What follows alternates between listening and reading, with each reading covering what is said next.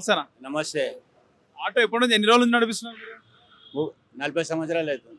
40 years నుంచి. Okay. ఇప్పుడు ఉచిత బస్సు మహిళలకు పెట్టినారు కదా మొత్తం తెలంగాణ రాష్ట్రంలో. మీకు ఏమైనా ఎఫెక్ట్ ఉందా? అదే పెట్టిన మంచి పని చేసింది కదా సార్ రేవంత్ రెడ్డి. మంచి ఆటోల కడుపు మీద కొట్టడానికి ఇది ఒక మంచి పని. ఓకే. ఆటోల కడుపుల కొట్టడానికి ఒక మంచి పని ఇది.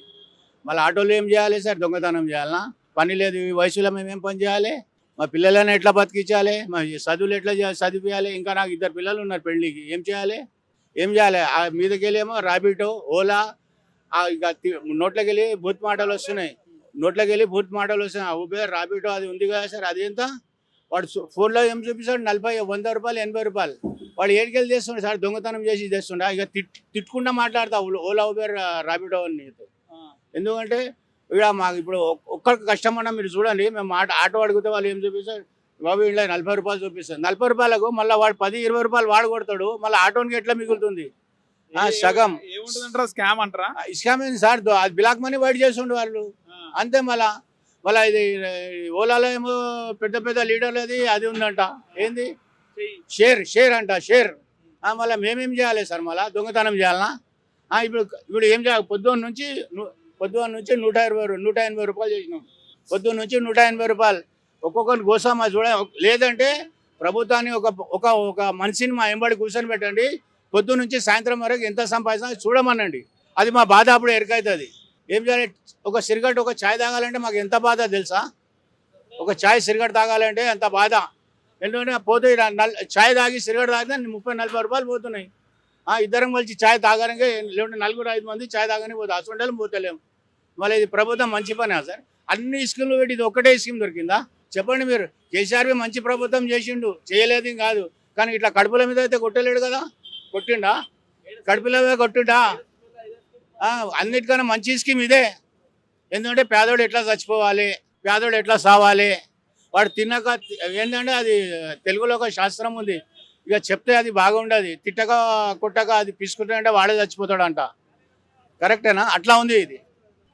ఇన్ని సమయం అరే నమ్మ ఒక టైంలో ఆటోలు అంటే నువ్వే నాకు ఆటో పోవాలంటే వారం రోజులు ముందు అంటుండే అన్న గుర్తుండా మనం పోయేది. ఇప్పుడు ఆటోని బతికి ఎట్లయిపోయింది తెలుసా? ప్రతి ఒక్కడు ఆటోలు అంటే చిన్న చూపు చూస్తాడు. ఆ బైక్ మీద పోయేటోడు రే ఆగలే, అరే నీ అమ్మ ఆడుకోలేనోడు ముందలు తీసుకోమంటాడు, గచ్చిపోడు ముందలు తీసుకోమంటాడు. ఆటోలు అంటే అట్లా అయిపోయింది. ఎందుకంటే ఈ ర్యాపిడో, ఓలా చేసినాక మీరు సార్ మీరు మీతోని మేము రిక్వెస్ట్ చేసేది ఏంటి? ఇది ర్యాపిడో, ఓలా అయితే మాకైతే చాలా వాళ్ళతో ఎఫెక్ట్ ఉంది సార్. వాళ్ళు అయితే కోట్ల రూపాయలు సంపాదించారు. మా ఆటోలో ఎన్ని ఆటోలు ఉన్నాయి? 1,00,000 పైన ఆటోలు ఉన్నాయి మావి. 1,00,000కు బండికి 50 రూపాయలు వేయండి మీరు. ఎన్ని పైసలు అవుతున్నాయి? మీరే మీకు నేను అడుగుతున్నా క్వశ్చన్. 50 లక్షలు డైలీ 50, ఇంకా తక్కువ అంటున్నా నేను. ఒక్క బండి నుంచి 300-400 రూపాయలు బెనిఫిట్ ఒక్క ఆటో నుంచి. కావాలంటే వానికే అడగండి మీరు. ఎవరికి? ర్యాపిడోని పిలవండి, ఓలోని పిలిచి అడగండి ఒకసారి. ఇంకోటి ఈ బైకులు ఉన్నాయా? అది వైట్ ప్లేట్ ఇచ్చి ఆ ఓలోలోనే ఇప్పుడు చూడండి 30-40 మంది వాళ్ళేంటి ఈడికెళ్ళి మన ఖర్తాబాద్ ఉంటే 20 రూపాయలకు పోతున్నాడు.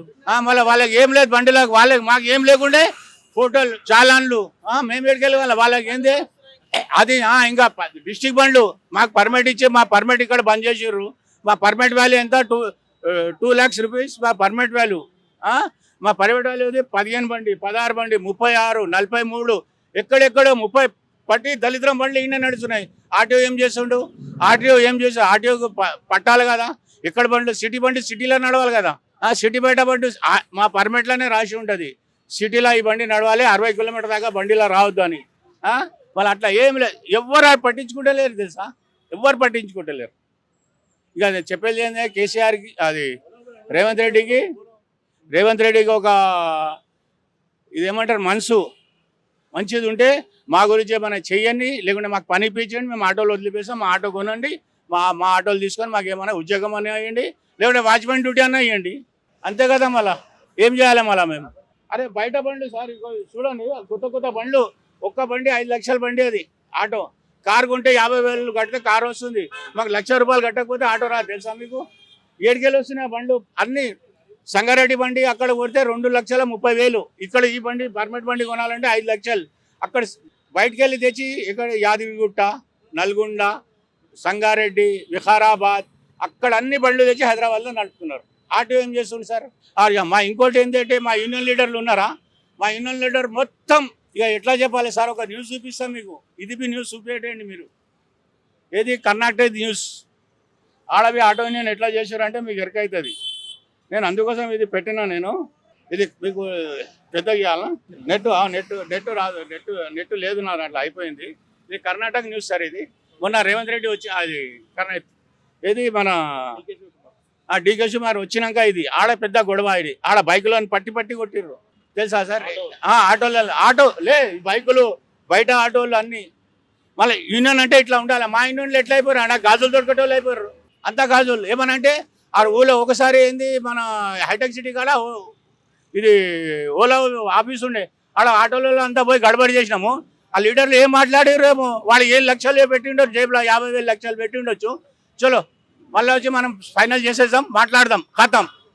చల్ల బట్ట నింపాలి, వేసుకోవాలి, పండుకోవాలి. ఏం లీడర్? ఒక్క లీడర్ ఏ లీడర్ పని చేయడు, ఏ ఆటో లీడర్ పని చేయడు. ఏమైనా అంటే పైన పోతారు, ఏమైనా ఇస్తారు వాళ్ళకు, ఖతం, సైలెంట్. ఎన్నిసార్ చంద్రబాబు నాయుడు ఉన్నప్పుడు మా మీటర్ చేంజ్ అయింది, ఇంతవరకు ఎవరు మీటర్ గురించి అడగలే మాకు తెలుసా? మేము మీటర్లు వేస్తలే, మా గవర్నమెంట్ అడుగుతలేదు మీటర్, పబ్లిక్ బి అడుగుతలే మీటర్ ఏమని. ఎందుకంటే ఈ ర్యాపిడో ఓలా వచ్చినప్పటి నుంచి అయితే మాకు అస్సలు అయిపోయింది, మా పని అయిపోయింది. మీరు నమ్ముతారా అసలు? ఇక జేబులు అన్ని చూపిస్తే ఈ పైసలు నా దగ్గర. మీటర్ వేస్తున్నాయి, ఇప్పుడు మీటర్ వేస్తే మా బతుకు ఎట్లా ఉండేనా? అప్పుడు ఏం చేస్తుండే కదా, ఆటో నడపడానికి ముందు పిల్ల ఇమ్మంటుండే. ఇప్పుడు ఒక పిల్లగాడు ఆటో నడుపుతుంటే పిల్లని ఇయ్యకు బాయిలో వేసే అంటున్నారు. ఆటోని విలువ అంత అయిపోయింది. అర్థమైందా నేను చెప్పింది? అప్పుడు నేను ఆటో నడిపేటప్పుడు నాకు పిల్ల ఇచ్చారు, నాకు నా మాటనే అంట ఇస్తుండే.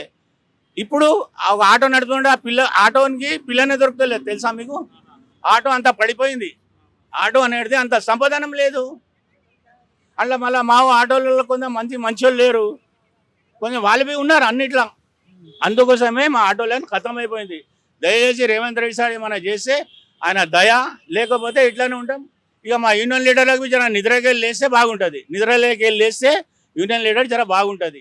ఆ యూనియన్ లీడర్ వండుకున్నారు అంతా, వాళ్ళకి లేపాలంటే కుమ్మకూరు అనుకుంటే అది బ్యాండ్లు కొట్టి అది కొట్టి చేస్తారు కదా, అట్లా లేపితే వీళ్ళు లేస్తారు. మళ్ళీ ఈ న్యూస్ మీరు తప్పకుండా మీరు చేయి చూపండి, మా యూనియన్ లీడర్లకు తెలవాలి ఇది మా బాధ.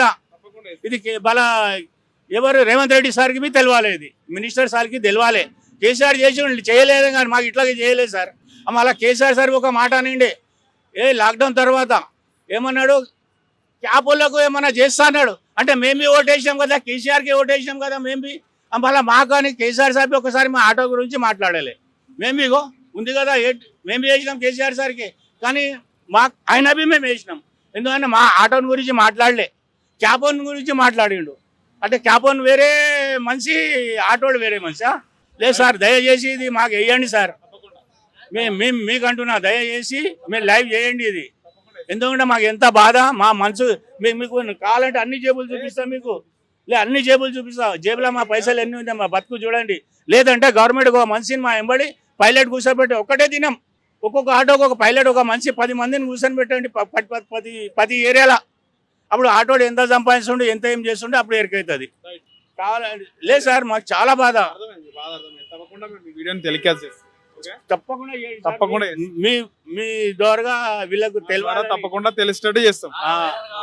అంతే, మాకు అది వైరల్ కావాలి సార్. అది చూడండి, ఇది ఆడబి బాధ సార్ వీళ్ళ ఆటోలకు. మీరేమంటారు? మేము చెప్పాల్సింది అనేది, ఇంతకు ముందు తెలంగాణ గవర్నమెంట్ కూడా బాగుండేది. ఇప్పుడు ఈ స్కీమ్ తెచ్చినప్పటి నుంచి మాకు కూడా గిరాకులు ఏం అవుతలేదు. ఇప్పుడు బస్సులు ఫ్రీ పెట్టినప్పటి నుంచి ఏం అవుతలేదు, గిరాకులు కూడా అస్సలు ఏం అవుతలేవు. దానివల్ల ఓలా, ఊబర్, ర్యాపిడో అదొక ఎత్తు అయితే ఇది ఒక ఎత్తు అవుతున్నది. దానివల్ల అసలు గిరాకులు అవుతలేవు. ఇప్పుడు అంతే, ఇంక గిరాకులు అయితే అసలు అవుతలేవు. చాలా ఘోరమైన పరిస్థితి, అసలు ఎవరు ఎక్కేటోళ్ళే లేరు. ఇప్పుడు ఎవరికైనా అడిగినామంటే బస్సులు ఫ్రీ కదా అన్నట్టు ఎక్కేస్తూ వెళ్ళిపోతున్నారు అంతే. ఇంకా రాత్రి మాట్లాడదాం, అమ్మ 150 రూపాయలు ఇవ్వమ్మా అని. అప్పుడే బస్సు వచ్చింది, అరే బస్సు వచ్చిందని ఊరికిర్రు. రాత్రి 12 గంటలకు 11 గంటలకు